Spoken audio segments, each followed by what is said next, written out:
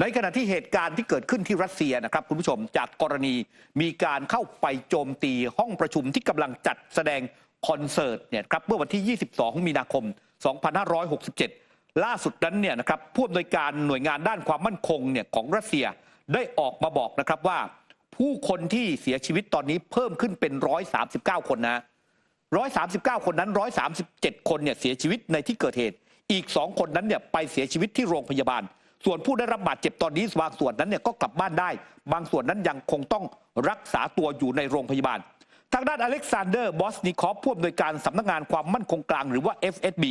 กล่าวผ่านสถานีโทรทัศน์บอกว่าหน่วยพิเศษของยูเครนเกี่ยวข้องกับเรื่องนี้เขาบอกด้วยว่ายูเครนได้มีการช่วยเตรียมการให้พวกกลุ่มหัวรุนแรงอิสลามิสต์เนี่ยนะครับณสถานที่ลับแห่งหนึ่งในตะวันออกกลางมีการเจอกันมีการพูดคุยกันเขาบอกว่ายูเครนและพันธมิตรอย่างสหรัฐและอังกฤษเกี่ยวข้องกับเหตุโจมตีอาคารแสดงคอนเสิร์ต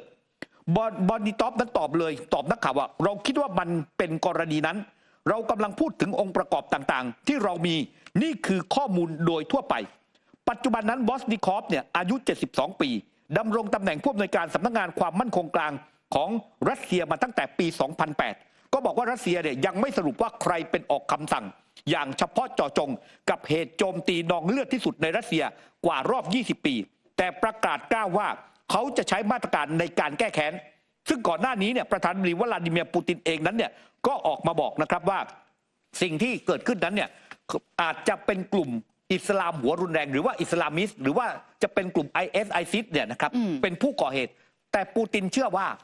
คนเหล่านี้ไม่ได้ก่อเหตุเนี่ยด้วยเรื่องของอุดมการณ์แต่มีการจ้างและเขาเชื่อว่ายูเครนนั้นต้องรู้เรื่องเหล่านี้นะครับนั่นคือสิ่งที่หลายฝ่ายนั้นเนี่ยกำลังมุ่งเน้นไปโดยเฉพาะในรัสเซียนั้นไม่มีใครเชื่อว่ายูเครนกับสหรัฐอเมริกาไม่รู้ไม่เห็นในเรื่องดังกล่าวครับแล้วก็ตอนนี้เองเนี่ยทางการรัสเซียนะคะก็ได้มีการสอบปากคำพยานในที่เกิดเหตุไปแล้วกว่า500 รายขณะเดียวกันค่ะคณะกรรมการสอบสวนรัสเซียได้มีการสร้างไทม์ไลน์เหตุการณ์ที่เกิดขึ้นโดยมีการระบุว่าอาชญากร4 คนมาถึงที่โคครัสซิตี้ฮอลล์ด้วยรถยนต์เรโนประมาณสัก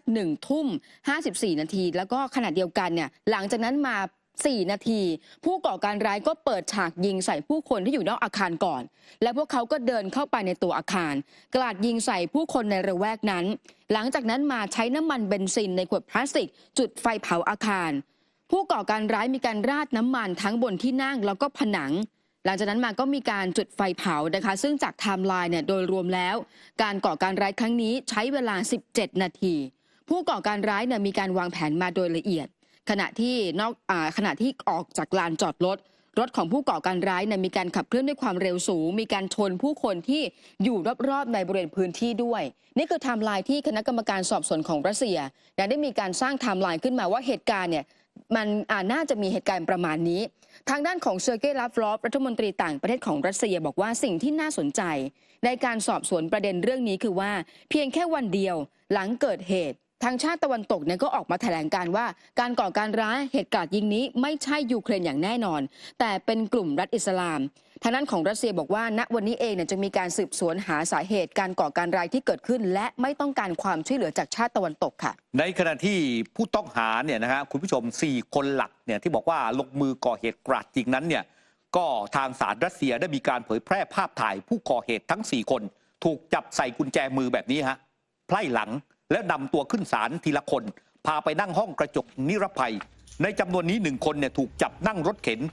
มาในสภาพที่นอนหลับตาไม่พูดไม่จาส่วนอีก3 คนมีสภาพหน้าตาฟกช้ำดำเขียวเบ้าตาเหมือนถูกชกมาและ1 คนนั้นเนี่ยมีพลาสเตอร์พันแผลเนี่ยปกปิดที่ใบหูนะฮะซึ่งมีข่าวก่อนหน้านี้เนี่ยครับว่าคนร้ายคนนี้ถูกเจ้าหน้าที่คอมมานโดของรัสเซียนั้นเนี่ยใช้มีดพกเนี่ยตัดใบหูแล้วก็บังคับให้กินด้วยนะให้กินใบหูของตัวเอง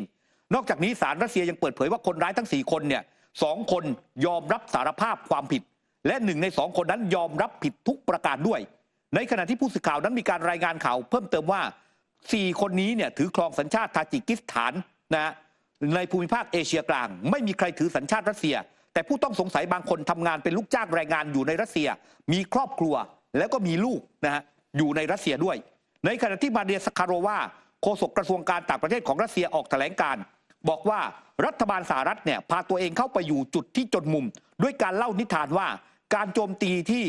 รัสเซียนั้นเป็นฝีมือของกองกำลังรัฐอิสลาม IS รัฐบาลสหรัฐมีความพยายามรายวันที่จะปกป้องรัฐบาลยูเครนซึ่งเป็นเด็กในความคุ้มครองและพยายามกลบเรื่องเ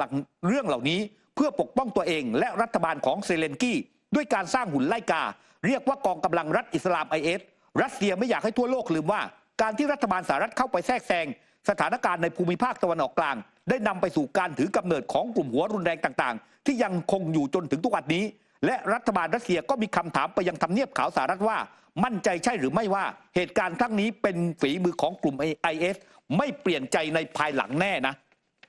ในขณะที่ฝรั่งเศสกาเบียลอัสทานนายกรัฐมนตรีของฝรั่งเศสประกาศนะครับในการยกระดับในการรับมือกับการก่อการร้ายแบบสูงสุดในฝรั่งเศสเพราะว่าหวั่นวิตกว่ากลุ่มพวกนี้จะเข้าก่อเหตุในฝรั่งเศสโดยเฉพาะในช่วงการแข่งขันกีฬาโอลิมปิกครับค่ะจากทางการของเรื่องของรัสเซียนะคะไปดูความเคลื่อนไหวของยูเครนกันหน่อยนะคะเพราะว่ามีการรายงานว่าผู้นำยูเครนอย่างโวโลดิเมียร์เซเลนสกี้ได้มีการสั่งปลดนายอเล็กซีดาดิลอฟคนนี้เนี่ยเป็นเลขาธิการสภาความมั่นคงและกลาโหมแห่งชาติของยูเครนตัวของอเล็กซีดานิลอฟเนี่ยรับตำแหน่งมาตั้งแต่เดือนตุลาคมปี 2019 และหลังจากที่มีคำสั่งปลดตรงนี้ทางการของยูเครนเองเนี่ยไม่ได้มีการระบุถึงสาเหตุของการปลดเลขาธิการความมั่นคงแต่อย่างใดแต่ว่าได้มีการประกาศแต่งตั้งให้โอเล็กซานเดอร์ลิทวินิโกมารับตำแหน่งแทนนะคะซึ่งคนนี้เนี่ยเป็นผู้อำนวยการข่าวกรองของยูเครนอยู่ตำแหน่งนี้มาตั้งแต่ปี 2021 ถ้าย้อนกลับไปเนี่ยจะเห็นว่าอเล็กซีดานิลอฟคนนี้อยู่ตำแหน่งเลขาธิการสภาความมั่นคงอย่างที่บอกว่ามาตั้งแต่เดือนตุลาคมปี 2019 หลายคนเนี่ยจะรู้จักเขาเป็นอย่างดีเพราะว่าเขามักจะวิพากษ์วิจารณ์อย่างประเด็นเรื่องของชาติตะวันตกเรื่องของหนังสือเรียนเรื่องของสงครามนาโต้แล้วก็คอยเรียกร้องให้ชาติตะวันตกเนี่ยส่งอาวุธให้กับยูเครนหลายครั้งที่มีคำเตือนจากเขาว่าความพ่ายแพ้ของยูเครนนั้นจะทำลายทั้งภาพลักษณ์อำนาจและความสามัคคีของชาติตะวันตกยังบอกเพิ่มเติมด้วยว่าอยากที่จะให้สหภาพยุโรปนั้นควรต้องมีการส่งมอบอาวุธให้กับทางการของยูเครนด้วยค่ะครับเมื่อไม่นานมานี้ผู้นำของญี่ปุ่นฟูมิโอะคิชิดะได้มีการประกาศเรื่องของการพยายามที่จะหารือกับผู้นำเกาหลีนะคะโดยมองว่าณวันนี้เองเนี่ยต้องการที่จะมีการพูดคุยแบบตัวต่อตัวแล้วก็เร็วที่สุดเท่าที่จะเป็นไปได้ประเด็นเรื่องของการหารือกันเนี่ยบอกว่าเป็นความสำคัญที่เกิดขึ้นและก็จะเป็นการหารือกับผู้นำสูงสุดของเกาหลีเหนือโดยปราศจากเงื่อนไขแต่ดูเหมือนว่าการพบปะหรือว่าการเจรจาระหว่างผู้นำญี่ปุ่นกับเกาหลีเหนืออาจจะไม่เกิดขึ้นเพราะว่าน้องสาวของคิมจองอึนผู้นำสูงสุดของเกาหลีเหนือบอกว่ารัฐบาลของเกาหลีเหนือนั้นเพิกเฉยแล้วก็ปฏิเสธต่อความพยายามของญี่ปุ่นในการติดต่อประสานงานเพื่อการเจรจาหรือว่าการพบปะหารือกันระหว่างผู้นำของทั้งสองประเทศไม่สนใจในการจัดการประชุมร่วมกับญี่ปุ่นเนื่องจากว่ารัฐบาลของญี่ปุ่นณวันนี้ไม่ได้มีความกล้าหาญพอที่จะไปเสริมสร้างความสัมพันธ์ใหม่อย่างแท้จริงขณะเดียวกันท่าทีต่างๆที่เกิดขึ้นกับพลเมืองชาวญี่ปุ่นที่เคยสูญหายในเกาหลีเหนือที่เคยเกิดขึ้นเมื่อปี 2545 ก็ยังไม่ได้มีการพูดคุยให้แล้วเสร็จด้วยค่ะ